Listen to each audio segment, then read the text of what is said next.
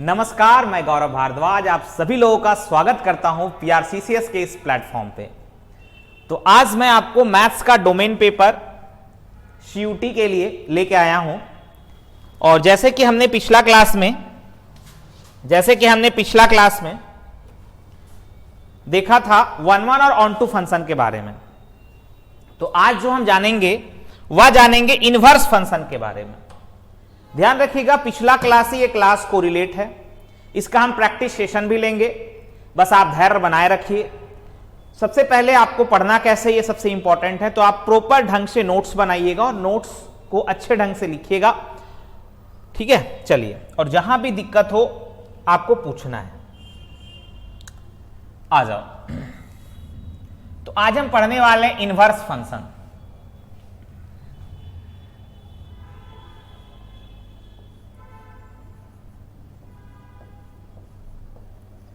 Inverse function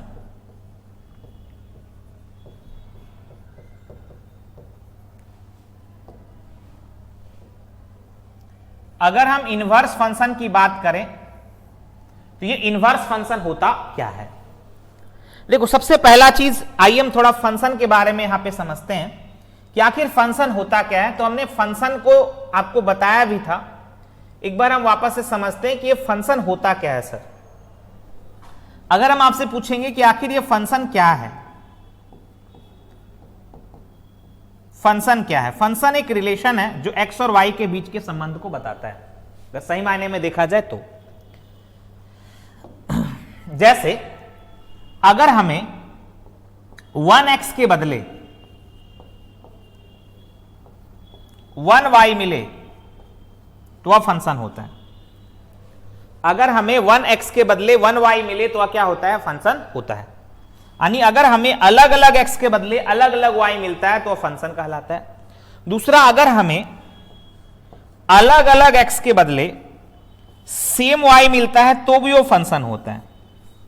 तो ये function का डिफिनेशन है बेसिक, कि फंक्शन कहता है कि हमें अलग अलग x के बदले अलग अलग y मिलना चाहिए। हमें अलग अलग x के बदले अगर सेम y भी मिलता है तो भी फंक्शन है, लेकिन हमें एक x के बदले अगर 2y मिलता है तो वह कभी भी फंक्शन नहीं होगा, ठीक है। एक x के बदले कभी दो अलग अलग y नहीं मिलना चाहिए। अलग अलग x के बदले सेम y मिल सकता है और हर एक x के बदले y मिलना चाहिए, ये भी बात है। अगर हर एक x के बदले y मिल रहा है तो वो फंक्शन है। जैसे एक हम यहां पे लेते हैं आपको समझाने के लिए कि कोई फंक्शन है f from a to b है, f from a to b है।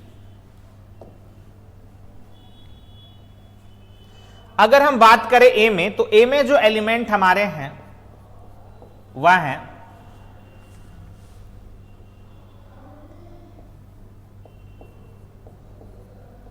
ABC और B में जो हमारे पास एलिमेंट है वह है 1 2 3।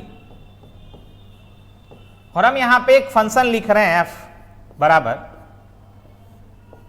a, 1 b, 2 और c, 2। तो अगर देखा जाए तो यहां पे हो क्या रहा है, अगर हम इसको इमेज फॉर्मेट में दिखाएं, प्लीज समझना। अगर हम इसको इमेज फॉर्मेट में दिखाएं तो आपको यहां पे समझना है कि एक सेट हमारे पास A है, एक सेट हमारे पास B है। सेट A में जो एलिमेंट हमारा है वह है ABC। सेट B में जो हमारा एलिमेंट है वह है 1 2 3। तो A जा रहा है 1 के पास, B जा रहा है 2 के पास और C जा रहा है वापस से 2 के पास। मतलब कि हमें यहां अलग अलग x के बदले सेम y मिल रहा है। तो यहां से हमें यह पता चल गया कि यह फंक्शन होगा, लेकिन यह 1 1 फंक्शन नहीं होगा। 1 1 फंक्शन के लिए हमने आपको बताया था कि कोई फंक्शन 1 1 तब होता है जब हमें अलग अलग x के बदले अगर अलग अलग y मिलता है तो वह फंक्शन हमारा 1 1 होता है। और एक और चीज हमने बताया था कि 1 1 फंक्शन में जो dy बाय dx होता है वह ग्रेटर देन 0 होता है। अगर कोई ग्रेटर देन 0 हो या dy बाय dx अगर लेस देन 0 हो, मतलब अगर उसकी डिफरेंशिएशन ग्रेटर देन 0 हो तो वह ऑलवेज इंक्रीजिंग फंक्शन होता है। और जो ऑलवेज इंक्रीजिंग फंक्शन होता है, ये सारा चीज हम आपको बता चुके हैं, वापस से हम इसलिए रिकैप करा रहे हैं ताकि चीजें आपको अच्छे से समझ में आए। तो जो ऑलवेज इंक्रीजिंग फंक्शन होता है वह 1 1 होता है, और जो ऑलवेज डिक्रीजिंग फंक्शन होता है वह ऑन टू होता है, सॉरी वो भी 1 1 होता है। जो ऑलवेज इंक्रीजिंग फंक्शन है वह 1 1 होगा, और जो ऑलवेज डिक्रीजिंग फंक्शन है वह भी 1 1 होगा। और वैसा फंक्शन जो कुछ टाइम के लिए इंक्रीज करे फिर डिक्रीज करे, या पहले डिक्रीज करे फिर इंक्रीज करे, कुछ भी हो, तो वैसा फंक्शन मेनी 1 होता है। और ऑन टू फंक्शन चेक करने के लिए हमने आपको बताया था, उसका एक ही मेथड है कि कोई फंक्शन ऑन टू तभी होगा जब उसका रेंज जो है वह बराबर होना चाहिए किसके, कोडोमेन के। ठीक है, तो ये फंक्शन हमारा 1 1 है ही नहीं। अगर हम इसका इनवर्स निकालते हैं तो देखो क्या होगा, देखो क्या होगा जब हम इसका इनवर्स निकालेंगे। इसको मिटा रहे हैं। जैसे अगर आपके दिमाग में आया कि सर अब इसका हमें इनवर्स निकालना है, तो एफ इनवर्स जब हम निकालते हैं तो होता क्या है कि इसका जो डोमेन है वह इसका कोडोमेन बन जाएगा, और इसका जो कोडोमेन है वह इसका डोमेन बन जाता है। इनवर्स फंक्शन में क्या होता है, इसका जो डोमेन है वह इसका कोडोमेन बन जाएगा, और इसका जो कोडोमेन है वह इसका डोमेन बन जाएगा। तो एफ इनवर्स हो जाएगा, एफ इनवर्स इक्वल टू हो जाएगा बी टू ए। अब अगर हम सेट बी में देखें और अगर हम सेट ए में देखें, तो जो सेट बी में हमारा एलिमेंट है वह है 1 2 3, और सेट ए में जो एलिमेंट हमारा है वह है ABC। तो अगर हम ध्यान से देखें तो 1 ए के पास जा रहा है, 2 बी के पास जा रहा है, और 2 हमारा सी के पास भी जा रहा है। तो ये यहां से क्लियर कर रहा है कि हमें एक एक्स के बदले अलग अलग वाई मिल रहा है। तो यहीं से ये पता चल गया ये फंक्शन होगा ही नहीं, ये हमारा फंक्शन होगा ही नहीं। क्लियर है बात? तो ये चीज हम आपको यहां पे बताना चाह रहे हैं कि ये हमारा फंक्शन होगा ही नहीं, तो इसकी इनवर्स कैसे एग्जिस्ट करेगी। तो यहां से हम बोलेंगे F inverse does not exist, does not exist, इसकी इनवर्स एग्जिस्ट नहीं करेगी। F inverse does not exist, यानी इसकी जो इनवर्स है वह एग्जिस्ट ही नहीं करेगी। हालांकि आप यहां पे समझ सकते थे कि जैसे ये फंक्शन 1 1 है, नहीं है, क्योंकि हमें अलग अलग एक्स के बदले अलग अलग वाई मिल ही नहीं रहा है, तो ये नॉट 1 1 है, ये नॉट 1 1 है। दूसरा चीज, अगर हम ऑन टू चेक करते हैं तो ऑन टू के लिए इसकी जो रेंज है ऑन टू, जब हम ऑन टू चेक करेंगे ऑन टू फंक्शन, तो ऑन टू के लिए हम इसका रेंज देखेंगे। तो रेंज इसका क्या है, तो रेंज में इसके 2 एलिमेंट हैं, एक है 1 और एक है 2। और कोडोमेन में इसके कितने एलिमेंट है, कोडोमेन में इसके 3 एलिमेंट है। ध्यान से देखो, कोडोमेन में कितने एलिमेंट है, 3 एलिमेंट है। कौन कौन, ये पूरा 1 2 3, ये पूरा। तो रेंज जो है वह कोडोमेन से छोटा हो गया। और हमने आपको बताया था कि अगर रेंज कोडोमेन से छोटा हो जाए तो वह कभी भी ऑन टू फंक्शन नहीं होगा, ये नॉट ऑन टू होगा। और नॉट ऑन टू को हम इनटू बोलते हैं। क्या बोलते हैं, इनटू बोलते हैं। तो यहां से ये बात आपको पता चल गया कि ये जो हमारा फंक्शन है, ये जो हमारा फंक्शन है, ये फंक्शन हमारा नॉट 1 1 है, और ये जो फंक्शन हमारा नॉट ऑन टू है। तो याद रखिएगा ये बात कि किसी भी फंक्शन का इनवर्स तभी एग्जिस्ट करता है जब वह फंक्शन 1 1 भी हो और ऑन टू भी हो। क्लियर? जैसे यहां से अगर मान लो आपने इसको देखा, आगे जाके जब आप इसका इनवर्स निकालो तो ये फंक्शन ही नहीं बना, और जब फंक्शन ही नहीं बना तो एफ इनवर्स कैसे एग्जिस्ट करेगा। तो हम यहां से एक बात आपको बताना चाह रहे हैं कि किसी भी फंक्शन का इनवर्स तभी एग्जिस्ट करता है जब वह फंक्शन बाइजेक्टिव हो। मतलब हम आपको यह बताना चाह रहे हैं कि F inverse is always, F inverse is always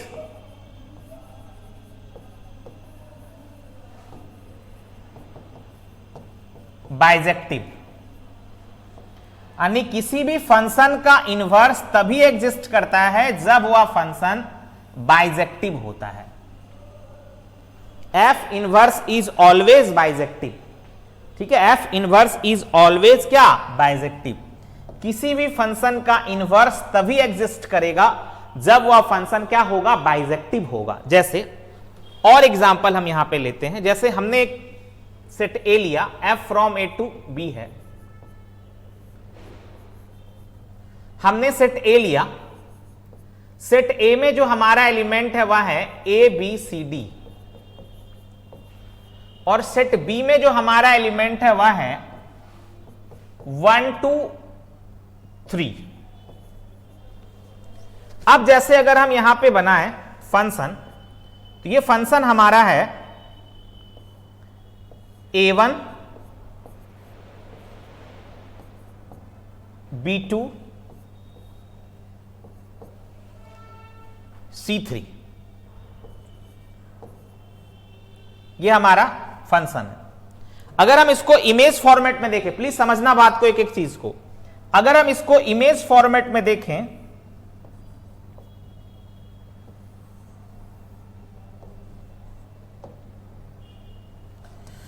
तो इसमें जो एलिमेंट है वह है ए बी सी डी, और इसमें जो एलिमेंट है वह है 1 2 3। तो ए जा रहा है 1 के पास, बी जा रहा है 2 के पास, सी जा रहा है 3 के पास, और ये डी बच गया बेचारा, ये डी बेचारा बच गया। अब यहां से आपको ये पता चल गया कि ये फंक्शन ही नहीं होगा, और जब फंक्शन ही नहीं होगा तो इसकी इनवर्स की तो बात ही छोड़ दो। किसी भी फंक्शन का इनवर्स तभी एग्जिस्ट करता है जब वह फंक्शन होता है। तो जब ये फंक्शन ही नहीं है तो एफ इनवर्स तो एग्जिस्ट ही नहीं करेगा, F inverse does not exist. हम ये एग्जांपल इसलिए लिए ताकि हम आपको समझा पाए, ठीक है, क्योंकि ये फंक्शन ही नहीं है, क्योंकि फंक्शन में क्या होता है, हर एक एक्स के बदले वाई मिलना चाहिए। अगर हमारा यहां देखो, यहां ये एक्स छूट गया, इसको अगर वाई मिलता तब ये फंक्शन होता, तब हम आगे देखते कि ये इसका इनवर्स एग्जिस्ट करेगा, सॉरी, तब हम देखते कि इसका इनवर्स फंक्शन क्या होगा। यहां पे हम देख रहे हैं कि ये हर एक एक्स के बदले वाई मिला ही नहीं, ये डी हमारा छूट गया, ठीक है, डी हमारा क्या हो गया, छूट गया। जैसे एक छोटा सा एग्जांपल और हम लेते हैं, जैसे एक एग्जांपल हम ले रहे हैं, देखो जैसे हमने ऐसा लिया, f from a to b है, a में जो एलिमेंट है वह है ab, b में जो एलिमेंट है वह है 1 2 3, और हमारा जो फंक्शन है वह है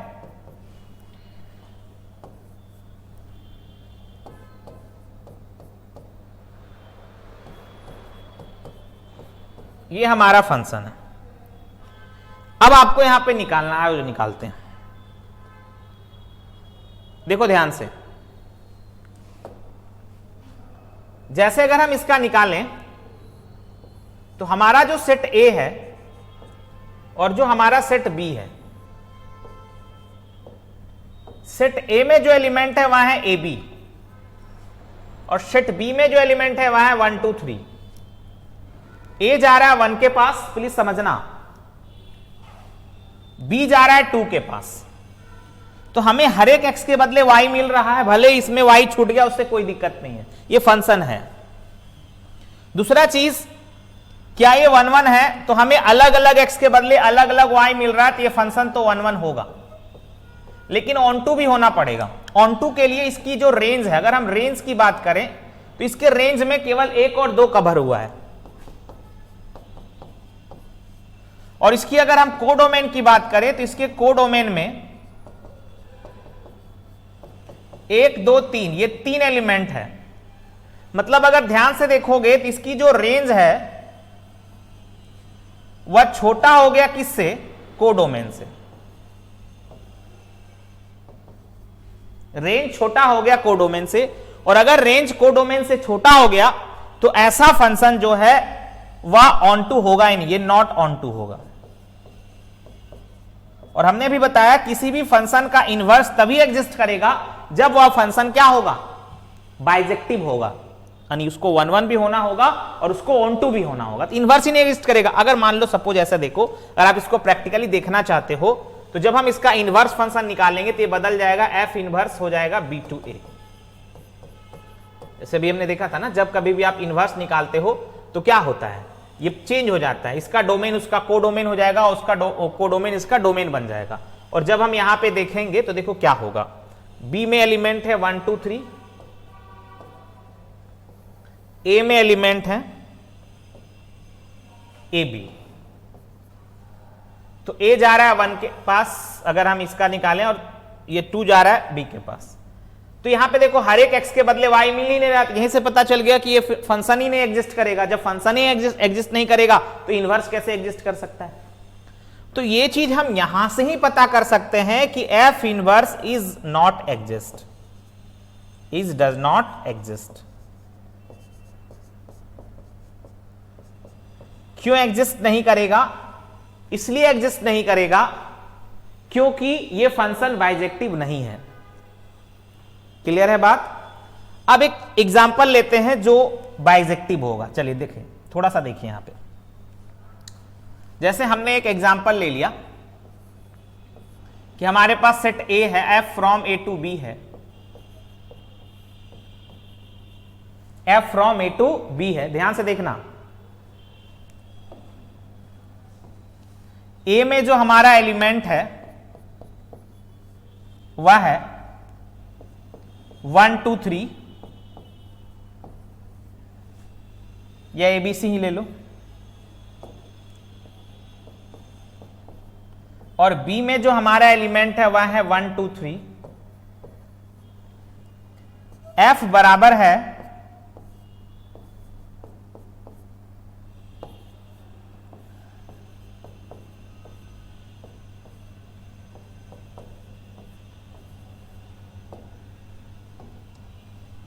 ये हमारा। अब हम इसका जब इनवर्स निकालेंगे एफ इनवर्स, तो हो जाएगा बी टू ए। ठीक है, ध्यान से देखना। तो यहां से बी में जो हमारा एलिमेंट है वह है 1 2 3, और ए में जो हमारा एलिमेंट है, यहां पे देखो, यहां पे क्या कहानी, यहां पे देखो, यहां पे हो क्या रहा है, एक बार इमेज फॉर्मेट में हम आपको दिखा दें। यहां पे हो क्या रहा है कि इसमें ए बी सी एलिमेंट है, और इसमें जो एलिमेंट है वह है 1 2 3। ये ए है और ये बी है, तो ये 1 के पास जा रहा है, बी 2 के पास, सी 3 के पास, तो अलग अलग एक्स के बदले अलग अलग वाई मिल रहा है, तो ये 1 1 है, ऐसे ही दिख रहा है ये।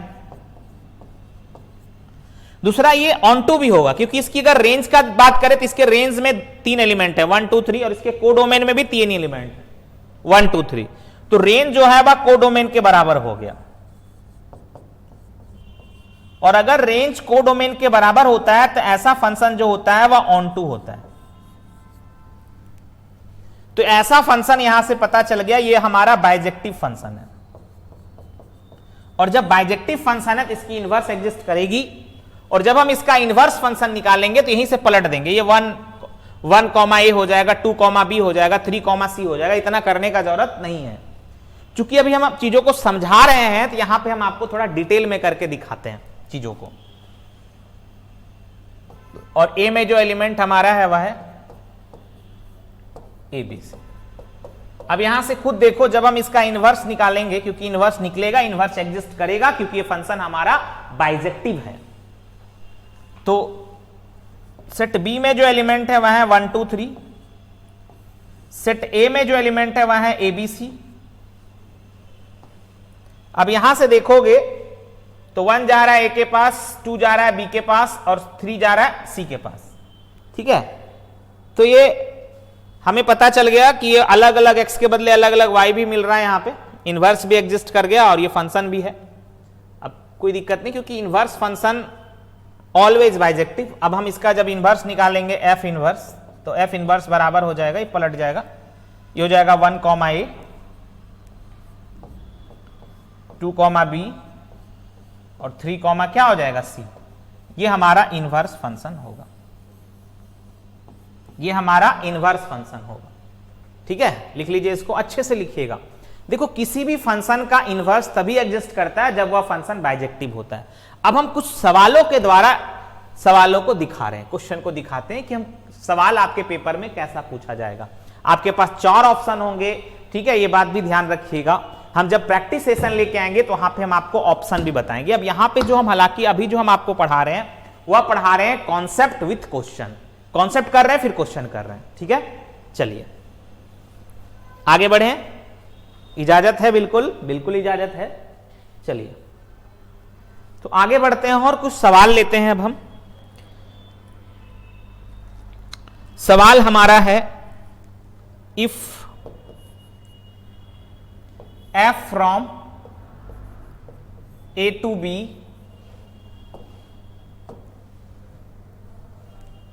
a में जो हमारा एलिमेंट है वह है abc, b में जो हमारा एलिमेंट है वह है 1 2 3 और जो हमारा फंक्शन है f वह है a, 1 b, 2 c, 3। ठीक है, चलिए अब हम देखते हैं। अरे भाई ये तो बना चुके हैं ना, ये तो बनाए थे, ये नहीं, ये तो बनाए थे हम। जो सवाल बताना चाहिए तो सवाल आप बनाए हो, अभी जस्ट बनाए ना, तो ये नहीं, ये तो सेम सवाल हो गया। ये वाला ले लो, f फ्रॉम है r to r, r to r, fx बराबर है 3x प्लस 4। हमें निकालना है f इनवर्स बराबर वाट, इसकी इनवर्स क्या होगी। आ जाओ भाई, सबसे पहले हमें यह देखना होगा कि क्या ये फंक्शन का इनवर्स एग्जिस्ट करेगा या नहीं करेगा। तो फंक्शन का इनवर्स तभी एग्जिस्ट करता है जब वह फंक्शन बाइजेक्टिव होता है। तो सबसे पहले हम यहां पे चेक करेंगे कि क्या ये फंक्शन 1 1 है। तो हमारे पास ये y की वैल्यू है, y बराबर 3x प्लस 4। तो हम इसका dy बाय dx निकालेंगे। तो जब हम इसको x के रिस्पेक्ट में डिफरेंशिएट करेंगे तो हो जाएगा 3, यानी ये ग्रेटर देन 0 है, मतलब ये ऑलवेज इंक्रीजिंग फंक्शन है। और जो फंक्शन ऑलवेज इंक्रीजिंग होता है वह फंक्शन 1 1 होता है, और जो फंक्शन ऑलवेज डिक्रीजिंग होता है वो भी 1 1 होता है। तो ये हमारा 1 1 है। अब ऑन टू के लिए हमें इसका रेंज निकालना पड़ेगा, और रेंज निकालने का तरीका होता है कि हम x की वैल्यू को इन टर्म्स ऑफ y लेके आते हैं। तो जो हमारा x है, y जो है ये है 3x प्लस 4, हम x की वैल्यू को y के टर्म्स में लाएंगे तो x बराबर हो जाएगा y माइनस 4/3। ठीक है, तो x की वैल्यू y के टर्म्स में आ गया। अब अगर हम यहां से इसकी रेंज देखें तो y बिलोंग्स टू r हो जाएगा, मतलब हम y को माइनस इंफिनाइट से प्लस इंफिनाइट तक कुछ भी रख सकते हैं। तो यहां से आ गया y जो हमारा है वह किसके बराबर हो गया, कोडोमेन के बराबर, यानी इसकी जो रेंज है वह कोडोमेन के बराबर हो गई। और आपको पता है अगर रेंज कोडोमेन के बराबर हो जाए तो ऐसा फंक्शन जो होता है वह क्या होता है, ऑन टू होता है। ऐसा फंक्शन ऑन टू होता है। अगर रेंज कोडोमेन के बराबर हो जाए तो ऐसा फंक्शन ऑन टू होता है। और अगर ये ऑन टू है तो इसका मतलब ये बाइजेक्टिव भी हो गया 1 1 ऑन टू, तो ये बाइजेक्टिव, तो इसकी इनवर्स एग्जिस्ट करेगी, f इनवर्स इज एग्जिस्ट। और जब f इनवर्स एग्जिस्ट करेगी तो ये बदलेगा, f इनवर्स हो जाएगा, अब डायरेक्ट बनेगा r टू r, क्योंकि दोनों r r है तो ये बदल के भी r ही r रह गया। अब यहां से y बराबर हमारा क्या है 3x प्लस 4। तो अब यहां से हम निकालेंगे इसकी इनवर्स, x बराबर y माइनस 4/3, क्योंकि y बराबर fx होता है। तो x बराबर हो जाएगा f इनवर्स y। तो हम x के जगह पे लिख सकते हैं f इनवर्स y बराबर y माइनस 4/3। अब जहां जहां y है उसको आप x में बदल सकते हो, तो इसका इनवर्स हो जाएगा f inverse x equal to x minus 4/3। तो जब कभी भी हम उसका इनवर्स निकाल लेंगे तो हम इसके वेरिएबल को चेंज कर सकते हैं, इससे हमारे आंसर पे कोई फर्क नहीं पड़ेगा। ये डिपेंड करेगा कि हमारा जो आंसर है वह किस रूप में दिया हुआ है। ठीक है, चलिए बहुत बढ़िया।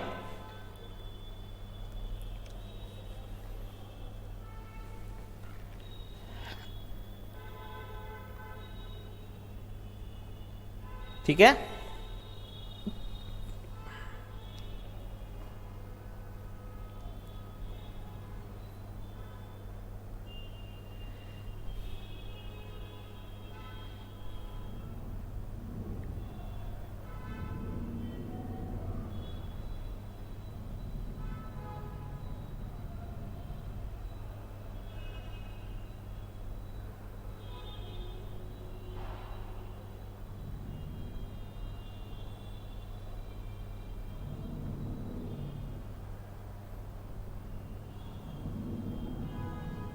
चलिए आगे बढ़ते हैं। चलो अब अगले सवाल को हम लेते हैं। अगला सवाल है हमारा,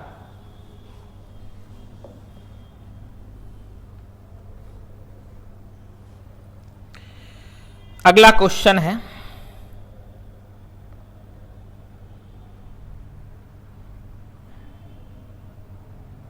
एक ये सवाल देख लो। अच्छा, एक ये सवाल आता है नॉर्मली, आप जानते भी हो कि f फ्रॉम, ऐसा पूछ देगा, f from R to R है, ठीक है। f from R to R है और हमारा जो fx है वह है x square plus x plus 1। अब बोलेगा f इनवर्स बराबर वाट, f इनवर्स बराबर वाट। कहानी को समझिएगा यहां पे, f inverse equal to R, sorry f equal to R to R है, ये इनवर्स नहीं, f from R to R है और fx बराबर x square plus x plus 1 है और f इनवर्स आपको निकालने बोल रहे हैं। तो एक बात याद रखिएगा, हम बताएं भी थे पहले, f from R to R हो, ये राज का बात आप बोल सकते हो, f from R to R हो और fx बराबर अगर हमारे पास ax square plus bx plus c हो, मतलब एक क्वाड्रेटिक फंक्शन हो, तो ऐसा जो फंक्शन होगा वह नॉट 1 1 होगा और नॉट ऑन टू होगा, ठीक है। नॉट ऑन टू को इनटू बोलते हैं, नॉट 1 1 को मिनी 1 बोलते हैं। तो जब ये ऐसा होगा कि ऐसा फंक्शन ना तो 1 1 होते हैं ना तो ऑन टू होते हैं, तो आप ही बताओ इनवर्स फंक्शन ऑलवेज बाइजेक्टिव होते हैं, तो ऐसे केस में f inverse does not exist. तो इसकी इनवर्स एग्जिस्ट नहीं कर पाएगी, ये बात ध्यान रखिएगा कि f from R to R है और हमारा जो फंक्शन है ax square plus bx plus c, ये ना तो 1 1 है ना तो ऑन टू है, तो ऐसा फंक्शन का इनवर्स कभी नहीं एग्जिस्ट कर पाएगा। तो यहां पे आपका इसका आंसर हो जाएगा, पूछा हुआ सवाल भी है, तो इसका आंसर हो जाएगा f inverse does not exist. Proper notes बनाते चलिएगा, f inverse does not exist, इसकी इनवर्स एग्जिस्ट नहीं कर पाएगी। लेकिन अगर हम इसके डोमेन और को डोमेन को अगर हम चेंज कर दें तब इसकी इनवर्स एग्जिस्ट करेगी, क्योंकि तब उस केस में फंक्शन हमारा 1 1 भी हो जाएगा और फंक्शन हमारा ऑन टू भी हो जाएगा, ठीक है। आइए दिखाते हैं सवालों के द्वारा, आइए दिखाते हैं सवालों के द्वारा।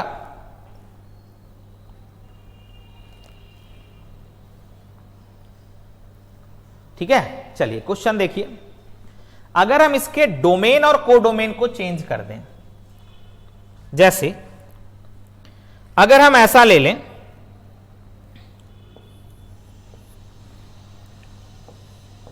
f फ्रॉम -12 से इनफाइनाइट, और इसको ले लें हम 3/4 से इनफाइनाइट, और जो हमारा फंक्शन fx है वह है x square plus x plus 1, और अब हमें बताना है कि इसका इनवर्स बताओ, f इनवर्स बराबर वाट। इसका हमें इनवर्स बताना है इस फंक्शन का, क्योंकि पिछला तो आपने देखा कि वो क्वाड्रेटिक फंक्शन था और जो f from R to R था, तो ऐसा फंक्शन जो होता है ना तो 1 1 होता है ना तो ऑन टू होता है, इसलिए इसकी इनवर्स एग्जिस्ट करेगी ही नहीं। लेकिन इस सवाल में हमने इसके डोमेन और कोडोमेन को चेंज कर दिया। अब हम ये चेक करेंगे कि क्या इसकी इनवर्स एग्जिस्ट करेगी। तो अब ऐसे सवालों को बनाने के लिए हमें जाना पड़ता है ग्राफ के शरण में। किसके शरण में? ग्राफ के शरण में। थोड़ा सा हम अलग से आपको ग्राफ का भी क्लास ले लेंगे, इसलिए आप उसके लिए निश्चिंत रहिए। पहले हम इसमें आते हैं, ग्राफ के शरण में जाते हैं कि आखिर ग्राफ का कहानी क्या है, ग्राफ क्या बोलता है, पहले उसको समझते हैं। आ जाओ भाई। देखो, अगर हम ग्राफ को समझें अच्छे से तो ग्राफ का कहानी है कि सबसे पहले हमें यह चेक करना है कि ये 1 1 होगा कि नहीं होगा। तो 1 1 चेक करने के लिए इसका डिफरेंशिएशन हम लेंगे।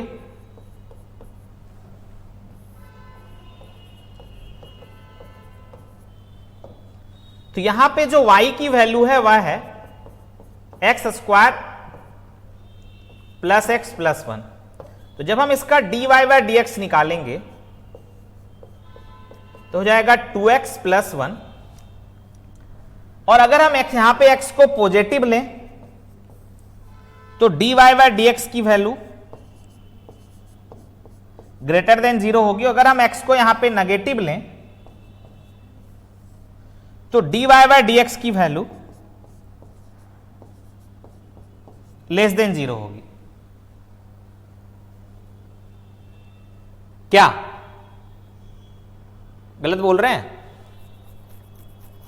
लेकिन हमने यहां पे डोमेन को चेंज किया है, इस बात को भी ध्यान रखिएगा। तो कुछ लोग ऐसे होंगे कि अगर हम यहां पे देखेंगे कि ये पॉजिटिव ले रहे हैं तो पॉजिटिव लेने से क्या हो रहा है, dy बाय dx की वैल्यू यहां पे पॉजिटिव हो रही है, और अगर लेस देन ले रहे हैं तो dy बाय dx की वैल्यू नेगेटिव हो रही है। अगर हम यहां पे x की वैल्यू नेगेटिव ले लेते हैं तो अब आपके दिमाग में आएगा, अच्छा सर x नेगेटिव ले रहे हैं तो ये हो रहा है, नहीं कुछ वैल्यू के लिए पॉजिटिव दे रहा है, कुछ वैल्यू के लिए नेगेटिव दे रहा है, तब तो ये 1 1 हुआ ही नहीं। ऐसा नहीं है। ऐसे सवालों में 1 1 चेक करने का जो तरीका है वह है ग्राफ, क्योंकि आपने इसके डोमेन को ही चेंज कर दिया। अगर R2R होता तब तो आप डायरेक्ट बोल देते हैं कि ये 1 1 होगा ही नहीं और ना ही ये 1 2 होगा। अब हम इसको ग्राफ से बनाएंगे, इसका क्वाड्रेटिक फंक्शन का ग्राफ। देखो ग्राफ कैसे बनता है। तो सबसे पहले हम देखेंगे एक्स स्क्वायर का कोफिशिएंट क्या है, 1, यानी a की वैल्यू क्या है, 1 है। यानी जो a की वैल्यू अगर ग्रेटर देन 0 है तो ये जो ग्राफ बनेगा इसका वो बनेगा ओपनिंग अप पैराबोला। हम ग्राफ बताएंगे आपको, निश्चिंत रहें। ओपनिंग अप पैराबोला, ये ओपनिंग अप पैराबोला होगा। अब हम ये तो पता चल गया कि इसकी जो ग्राफ होगी वह ओपनिंग अप पैराबोला होगी।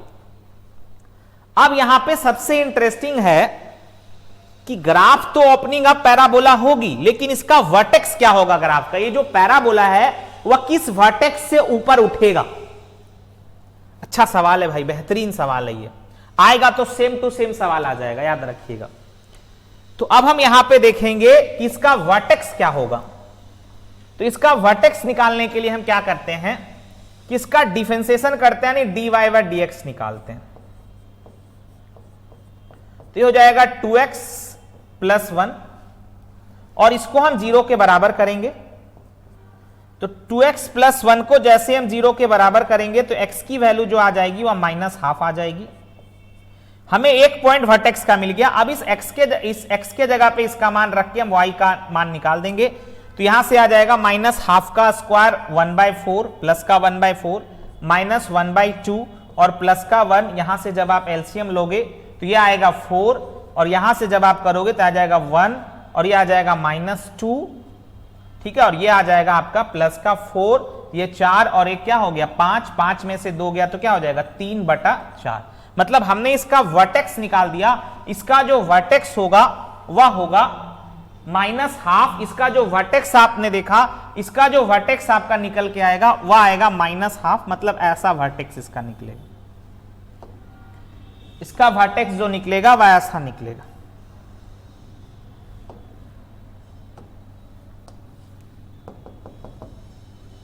ये हाफ इधर हो गया और ये 3/4 हो गया।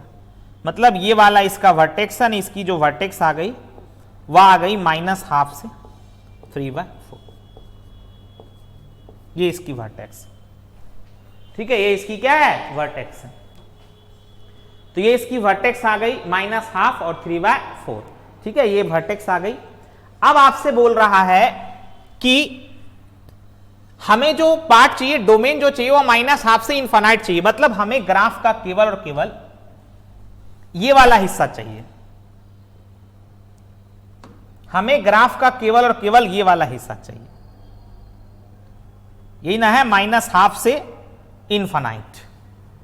अब आप खुद देखो, 1-1 चेक करने का जो तरीका होता है ग्राफ से, वह होता है अगर हम एक्स एक्सिस के पैरेलल लाइन ड्रॉ करते हैं, अगर वह ग्राफ को एक पॉइंट पे काटता है तो वैसा फंक्शन जो है वह 1-1 होता है। तो ऐसे ही दिख रहा है, ये 1-1 है। याद रखिएगा, ग्राफ को याद रखिएगा, किसको काटना चाहिए, ग्राफ को काटना चाहिए। तो ये हमारा 1-1 है, तो ये हमारा 1-1 है। दूसरा, ऑन2 के लिए इसकी जो रेंज है वह कोडोमेन के बराबर होनी चाहिए। इसकी जो रेंज है वह किसके बराबर होनी चाहिए, कोडोमेन के बराबर होनी चाहिए। अगर हम इसका रेंज निकालें तो यहीं से ग्राफ से दिख रहा है कि इसका जो मिनिमम पॉइंट है, इसकी जो y की वैल्यू है, ठीक है, क्योंकि यहां से हमने इसका डोमेन देख लिया, ठीक है, इसका जो इसका क्या है, एक पॉइंट पे काट रहा। अब इसकी रेंज निकालेंगे तो इसका जो y की वैल्यू है वह 3/4 है, और ये 3/4 से कहां तक जा रहा है, इनफाइनाइट तक जा रहा है। मतलब कि अगर हम इसमें y की वैल्यू देखें तो y की वैल्यू जो है वह 3/4 से इनफाइनाइट तक जा रहा है, और ये इसका कोडोमेन है। तो रेंज कोडोमेन के बराबर हो गया। अगर रेंज कोडोमेन के बराबर हो गया तो ये फंक्शन हमारा ऑन2 भी हो गया।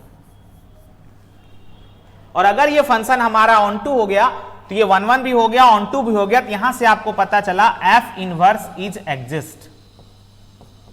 इसका इनवर्स हमारा क्या कर गया, एग्जिस्ट कर गया।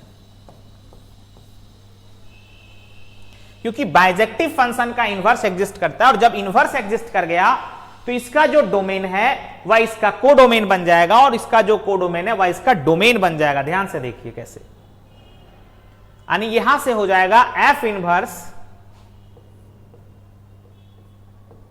इज 3/4 से इनफाइनाइट, और ये हमारा हो जाएगा -½ से इनफाइनाइट।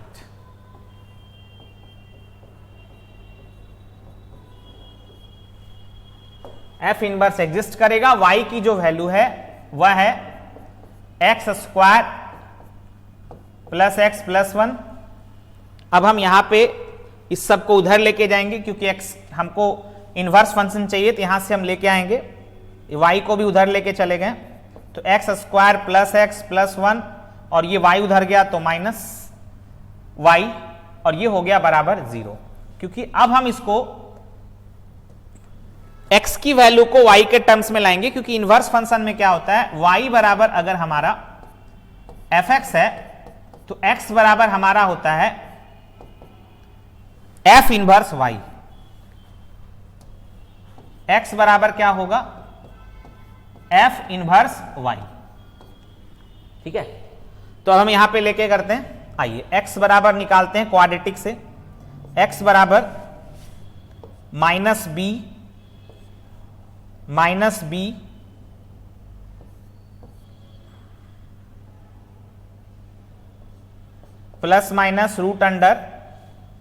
√b², यानी 1 का स्क्वायर 1, -4ac, तो a हमारा 1 है और c हमारा 1/y है, और /2। अब यहां देखो, अब यहां से करोगे, इसको सेपरेट कर दो, -½ ये प्लस माइनस, इसको डिवाइड करो तो हो जाएगा -− +4y, और ये हो गया 4। तो यहां से हो गया +4y 1 - 4, यानी -3/2। अब आप बताओ हो क्या रहा है, यहां पे हमें इसका इनवर्स निकालना है। तो यहां पे दो वैल्यू आया, एक प्लस माइनस में आया। अब यहां पे सबसे इंटरेस्टिंग चीज है कि हम यहां पे प्लस लेंगे कि माइनस लेंगे। बताओ हम यहां पे क्या लेंगे, यहां पे हम प्लस लेंगे या माइनस लेंगे, बताओ जल्दी से। तो ध्यान से देखो यहां पे हो क्या रहा है, अगर हम ग्राफ को देखें ध्यान से तो माइनस हाफ में चीजें जुट रहा है, क्योंकि minus half plus infinite, minus half से इनफाइनाइट जा रहा है, तो माइनस हाफ में चीजें जुट रहा है। इसकी डोमेन को देखें तो यहां पे हम प्लस वाला लेंगे क्योंकि माइनस हाफ में चीजें जुट रहा है। अगर हम इसके फंक्शन को देखते हैं जिसका इनवर्स एग्जिस्ट किया है, तो इसमें हो क्या रहा है, माइनस हाफ में चीजें ऐड हो रहा है, ऐड ऑन हो रहा है। तो यहां से क्या हो जाएगा, ध्यान से सुनना, तो यहां से ये हो जाएगा कि हम जो लेंगे वो प्लस वाला लेंगे, यानी x बराबर minus half plus root under 4y minus 3/2। ठीक है, अब हम लिखेंगे x के जगह पे f inverse y equal to half minus half plus root under 4y minus 3/2। ठीक है, तो यहां से ये आ गया। अब जहां जहां x है, जहां जहां y है, उसको हम x में बदल लेते हैं। तो हो जाएगा f इनवर्स x बराबर minus half plus 4x minus 3/2। यही सवाल का आंसर हो जाएगा।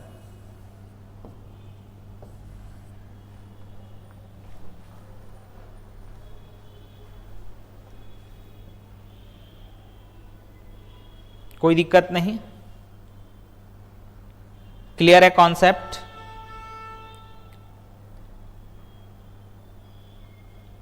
अब ये माइनस वाला कब होता है, देखो माइनस वाला कब होता है, एक सवाल हम लेते हैं, माइनस वाला कब होगा। ये लास्ट ही क्वेश्चन है इसका, ये टॉपिक इसके बाद हो जाएगा खत्म।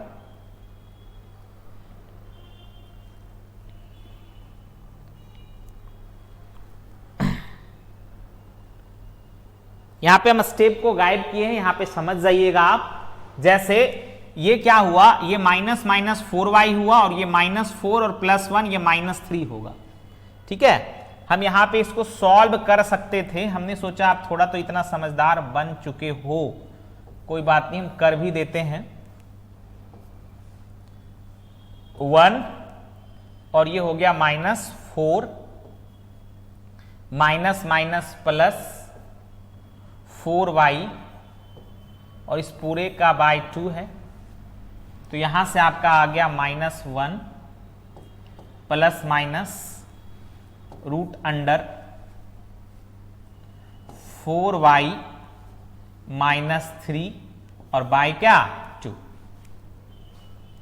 क्लियर है, बोलो।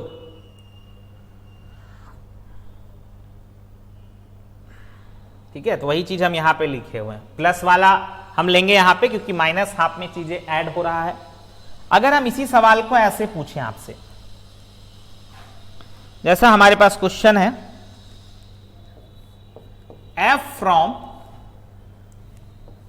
माइनस इनफाइनाइट से ये माइनस हाफ है,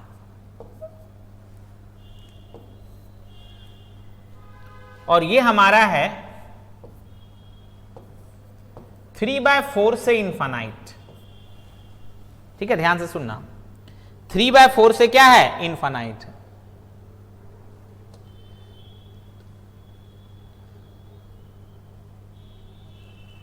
अब देखो, और हमारा फंक्शन वही है, fx बराबर x² प्लस x प्लस 1। तो यहां भी वही कहानी है, हमें ग्राफ का कौन सा पार्ट चाहिए, हमें माइनस हाफ से माइनस इनफाइनाइट चाहिए, मतलब हमें जो ग्राफ का हिस्सा चाहिए अब इधर वाला चाहिए। जैसे पिछला बार आपने क्या किया था, ग्राफ का ए वाला हिस्सा लिया था, इस बार इस वाला हिस्सा चाहिए ग्राफ का। चलो दिखाते हैं, मतलब इस बार हमें ग्राफ का जो हिस्सा चाहिए वह इधर वाला हिस्सा चाहिए, ये वाला हिस्सा चाहिए ग्राफ का।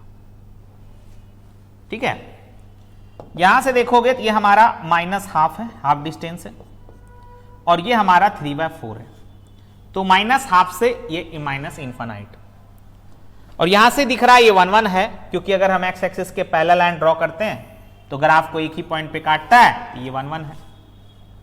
साथ ही साथ ये ऑन टू भी है, क्योंकि इसकी अगर हम रेंज की बात करें तो 3/4 से प्लस इनफाइनाइट तक जा रहा है, ऊपर की तरफ प्लस इनफाइनाइट, नीचे की तरफ माइनस इनफाइनाइट, तो ये ऑन टू भी है, मतलब ये बाइजेक्टिव भी है। ग्राफ से ही दिख गया। ये कैसा है बोलो? बाइजेक्टिव है। कैसा है ये बाइजेक्टिव है। क्लियर है? और जब ये बाइजेक्टिव हो गया, ठीक है, जब ये बाइजेक्टिव हो गया, ठीक है, जब ये फंक्शन क्या हो गया? बाइजेक्टिव हो गया, तो इसकी इनवर्स एग्जिस्ट करेगी।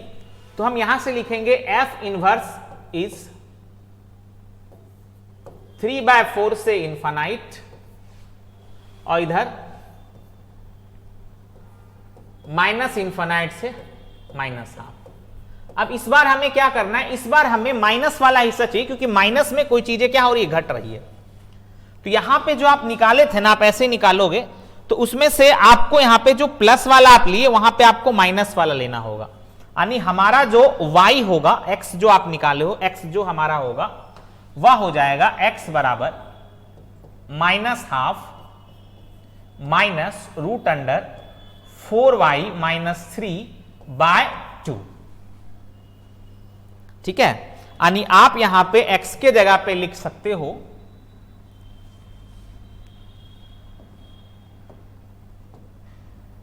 इस x के जगह पे आप लिख सकते हो, क्योंकि fx y बराबर fx है, क्योंकि y बराबर क्या है? fx है, तो x बराबर होगा f इनवर्स y। ठीक है, तो यहां से हमारा हो जाएगा f इनवर्स y बराबर -½ माइनस रूट अंडर 4y - 3/2। यानी जहां जहां y है उसको आप x में बदल सकते हो, तो जाएगा f इनवर्स x बराबर -½ माइनस 4x - 3/2। ये इस सवाल का क्या होगा? उत्तर होगा। तो इस तरह से हमने इनवर्स फंक्शन को खत्म किया। अब यहां से आपको क्या क्या ज्ञान की प्राप्ति हुई? सबसे पहला चीज आपको यह पता चला, देखो हमने इस चैप्टर को काफी चीजों को काफी शॉर्ट में खत्म किया, क्योंकि वजह इसका यही है कि आपको चीजों को प्रैक्टिकली समझाना। तो सबसे पहले हमने आपको समझाया कि कोई फंक्शन 1 1 कब होता है। ठीक है, 1 1 कब होता है। उसके बाद हमने समझाया कि किसी भी फंक्शन का इनवर्स कब एग्जिस्ट करेगा? जब वह फंक्शन क्या होगा? बाइजेक्टिव होगा, तभी फंक्शन का इनवर्स एग्जिस्ट करेगा। ठीक है, और तभी हम उसका इनवर्स निकालते हैं। उसके बाद हमने आपको एक बात बताया, राज की बात। ठीक है, यहां पे था राज की बात। हमने ये बताया कि जो क्वाड्रेटिक फंक्शन होते हैं, जब हमारा f from R to R हो, तो वैसा जो फंक्शन होता है वह ना तो 1 1 होता है ना तो ऑन टू होता है, तो वैसे फंक्शन का इनवर्स एग्जिस्ट नहीं करेगा। इसलिए जब कभी भी ऐसा सवाल आपके समझ आए तो आप डायरेक्ट बोलना इनवर्स डज नॉट एग्जिस्ट। ठीक है, इस तरह से फिर इसमें 2 सवाल आपने किया, और ये दोनों के दोनों सवाल लास्ट वाले काफी इंपॉर्टेंट है, आपसे डायरेक्ट पेपर में पूछे जा सकते हैं। तो इसलिए इस बात का ध्यान रखिएगा, आपको इनवर्स निकालने के लिए अगर ऐसा सवाल आता है तो आप अगर इसका आंसर भी अगर आपको पता होगा तो आपका पेपर में बहुत टाइम बचेगा, और ऐसे सवाल को आप ग्राफ के अलावा और किसी मेथड से नहीं बना सकते हो। ठीक है, तो आज हम यहीं तक रखते हैं क्लास को। अगले क्लास में मिलेंगे फिर एक नए टॉपिक के साथ। मेरा मकसद होगा कि आपको हम उसी क्लास में पूरा का पूरा एक टॉपिक कंप्लीट करा दें। तो आज हमने एक टॉपिक पूरा कंप्लीट कराया, अगले क्लास में फिर हम नए टॉपिक को के साथ आपसे मिलेंगे, और फिर से उस टॉपिक को मेरा कोशिश होगा कि एक ही क्लास में कंप्लीट कराने का, चाहे वो क्लास 2 घंटे का हो जाए, चाहे 1.5 घंटे का हो जाए, चाहे वो टॉपिक आपका 2.5 घंटे में खत्म हो। ठीक है, तो मेरा कोशिश पूरा रहेगा कि हम उस क्लास को, उस टॉपिक को उसी दिन खत्म करने का, क्योंकि एक लंबा गैप हो जाता है। ठीक है, मिलेंगे फिर अगले क्लास में, तब तक रखें अपना ख्याल। Bye bye, take care.